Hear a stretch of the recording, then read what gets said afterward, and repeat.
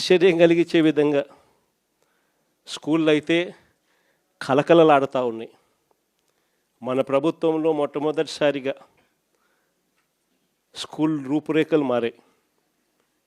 దశాబ్దాలుగా ఎవడు కూడా పట్టించుకునే పరిస్థితి నుంచి స్కూళ్ళ రూపురేఖలు మారి ప్రైవేట్ వాళ్ళు కూడా గవర్నమెంట్ స్కూళ్ళతో పోటీ పడే పరిస్థితి ఎప్పుడు వచ్చింది అని అంటే అది కేవలం మన 5 సంవత్సరాల పరిపాలనలో మాత్రమే జరిగింది. గవర్నమెంట్ స్కూళ్ళల్లో పిల్లల్ని చేర్పించాలంటే ఎమ్మెల్యే చేత రికమెండేషన్ తీసుకొని పోయి లెటర్లు తీసుకొని పోయి చేర్పించే పరిస్థితి నుంచి ఈరోజు గవర్నమెంట్ స్కూళ్ళల్లో ఏకంగా దాదాపుగా 9 లక్షల మంది పిల్లలు గవర్నమెంట్ స్కూళ్ళు మానేసిన పరిస్థితి ఈరోజు రాష్ట్రంలో కనిపిస్తూ ఉంది. స్కూళ్ళు నాశనం అయిపోయాయి.